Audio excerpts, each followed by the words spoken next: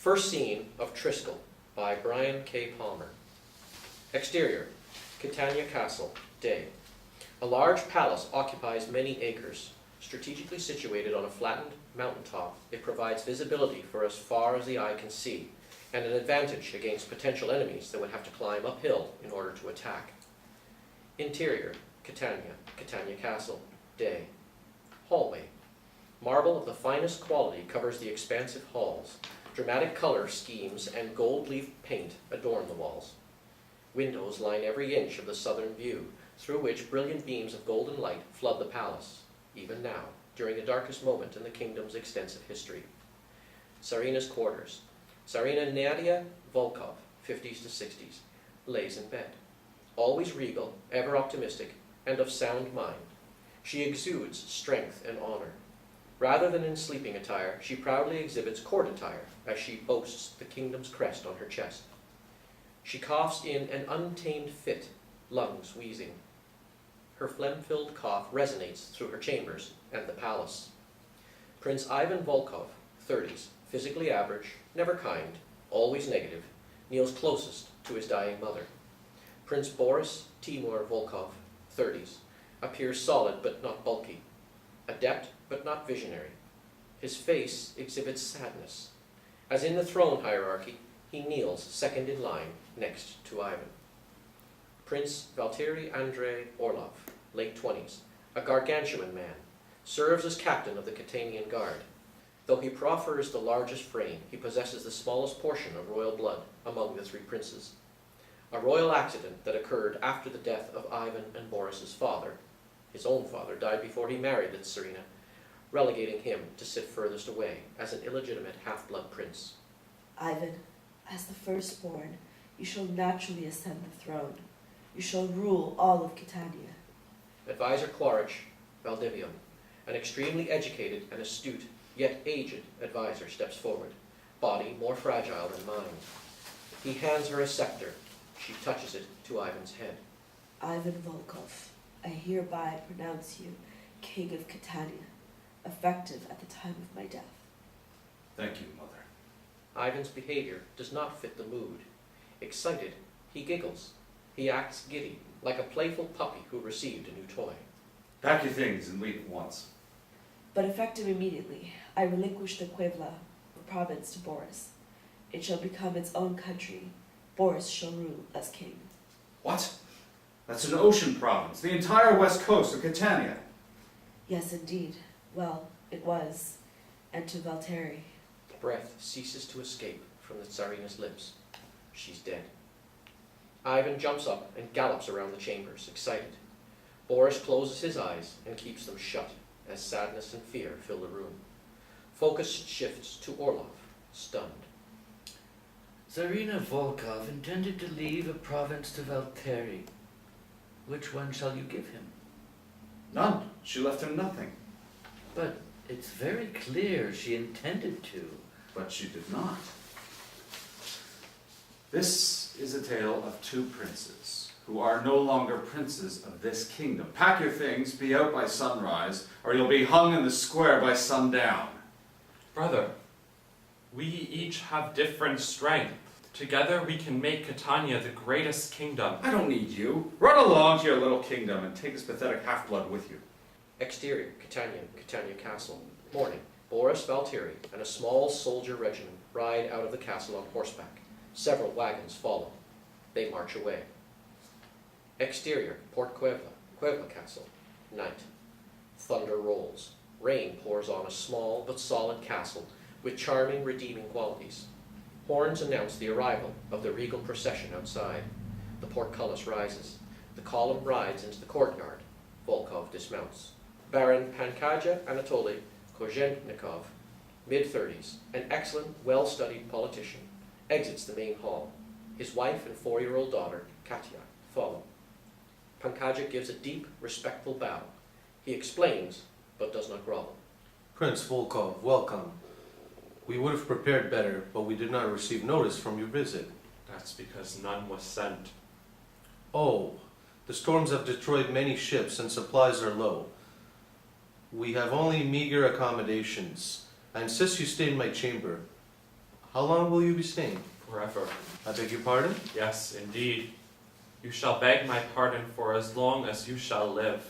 But what have I done to offend you? Castle staff continues to flow from the castle to the courtyard to witness a rare, regal appearance. Mother is dead. My imbecile brother is now Tsar of Catania, and I've been banished here. I cannot take my anger out on Ivan, so I shall take it out on you. I am now the king of Quevla. You are now nobody. You have 2 hours to pack.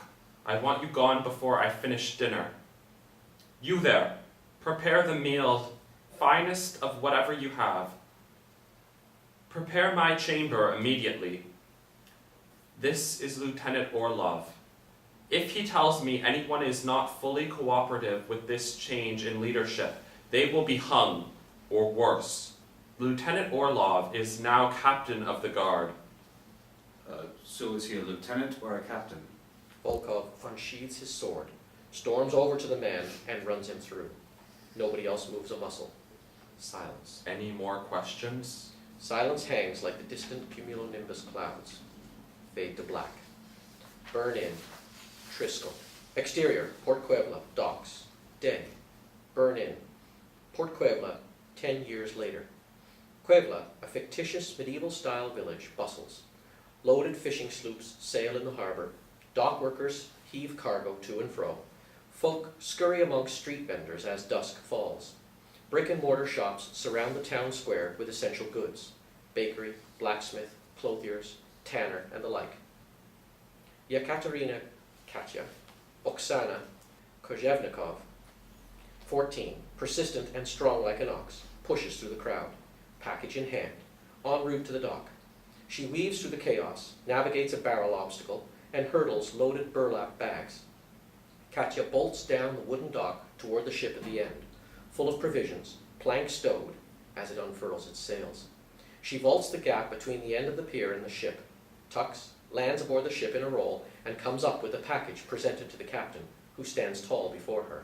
Your coat and gloves, Captain. Captain Petrova, 40s, weathered but sturdy, watches. Good show, Katya. Remarkable skill and athleticism. Thank you. But alas, I cannot pay until I return, after we've sold our goods. Papa says a storm's coming and you need him, especially after the last one. She notices his shredded fingers. His giant hands are rough, leathery from the hardened calluses of pulling the ropes. I cannot accept these, Katya. I've not earned them yet. He said you'd say that, but it does not matter. As long as you are warm and dry, he's satisfied. Satisfied, perhaps, but it does not help him provide for you. It's great to love what you do, but a man has to make a living doing it. He also said you'd say that, but he insisted you cannot pay if you don't make it back alive. Petrova loosens his stoic face and laughs a hearty laugh. He opens a crate and removes a satchel of tea. Here, take this back to your father to show my appreciation. Katya pushes the offering back bluntly. Do it yourself, when you return. Just like your father. Katya notices that in their brief conversation, the ship floated many meters from the dock. I'd love to chat, Captain, but I've got to go. Bring us about. Katya spots another ship approaching and climbs up on the side of the vessel. She recognizes the captain and signals. No need, Captain. I'll get back ashore. Pass close to that ship. Permission to come aboard? The captain tips his hat. Katya grabs a rope hanging from the crow's nest, gains a running start, and leaps from the side of the ship. She swings across the gap and lands safely aboard the passing ship. She turns back to wave to Petrova as he pulls on his new gloves and waves back to her. As the sloop nears the dock, Katya observes a boy her age, Petrova, 13, a slender lad, sulking on the shore. He watches his father's ship sail away.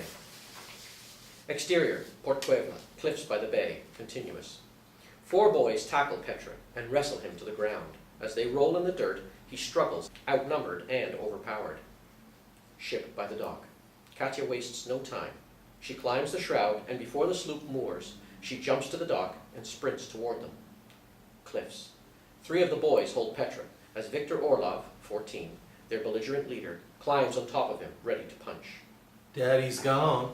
Who'll save you now? I will. In one fell swoop, Katya launches at Viktor with outstretched arms and plows Viktor into the other boys. They all pummel to the ground. Only Katya regains her footing right away and comes up with a tree branch. She swings it wildly. Petra scrambles behind her. The others recover, but stay back. You'll never amount to anything, Petra, especially if you let girls fight your battles for you. Leave him alone, Viktor. Go away. Katya threatens to unleash her fury upon the boys. Viktor shows her respect, but spits on the ground in front of Petra. Val, Theron, Yakov, come on, leave the girls to play with their dolls. The boys retreat, acting tough all the while. Katya drops the branch and helps Petra to his feet. Why'd you do that? I had everything under control. Sure, if getting knocked out was all part of your plan. I was just about to ambush them. I think you have that backwards. They ambushed you. You were about to get beaten into the ground. Petra's serious face fades. He laughs, or rather giggles. It's not quite the hearty laugh his father possesses. I was about to unleash my signature move, the Petrova twist on him. What's that? Is that where you dive off the cliff to get away from them and do a twist in mid-air? No. Petra grabs Katya's wrists and spins her in a circle. He spins the opposite direction, then catches her midstream with his arm around her waist, dips her, and leans in, as if to kiss. Wow, nice move. I hope you really weren't going to do that to Viktor. They both laugh. Katya quickly kisses his cheek and scrambles out of his arms, in an instant, leaving Petra both excited and stunned. Petra snaps out of his daze and races to catch up with Katya. They walk together along the cliffs that overlook the bay. They lean on a wood fence as they watch Captain Petrova's ship, the Stag, sail into the distance. One day I'll sail with him and visit distant lands. I will be a merchant just like him. Oh, and you'll leave me to stay behind and look after the home? You mean you want to be my... You can still sail with me. Then I won't be worried about being attacked by pirates, because you'll be there to fight them off. We'd be a great team. I sail, you conquer. It's bad luck to have a woman aboard a ship. No one will sail with you, especially if you let me fight your battles. And where will home be? Who will take care of it? Okay, fine. I'll buy you a mansion, a castle. I rule the ship, you rule the castle. You will be my Czarina. So, I can expect to be perpetually lonely in an enormous empty mansion then. Sounds like fun. Oh. No. I know the feeling too well. I'd never do that to you. Besides, I want to go to Nearland. I hear it's wonderful. Nearland? Why not stay here? I want to be free. In Nearland, there's vast knowledge and opportunity available to anyone with the courage to seek it. We can do anything, be whatever we want. But we are free. We can do whatever we want here. Petra, no, we can't. Don't you see? We're not free. You're the son of a ship's captain. I, the daughter of a tanner. We're constantly under Volkov's thumb, and Orlov too. We're better off than many, but we can be so much more. Fine. Then we'll sail to Nearland and make our home there. But I'm still to be a ship's captain. Don't make me give that up. Okay, but don't expect me to sit at home and wait for you. I'll open a shop in the town square, and you fetch the goods I sell. With the way you swing that stick, you should teach sword fighting. Perhaps I'll do that too.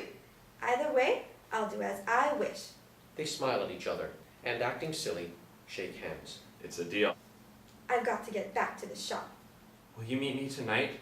My father brought me a book back from Rostov. Katya kisses Petra's cheek and scurries back to the square. Petra looks to the bay. His father's ship has disappeared. He stands alone for a moment. He enters his cliffside house.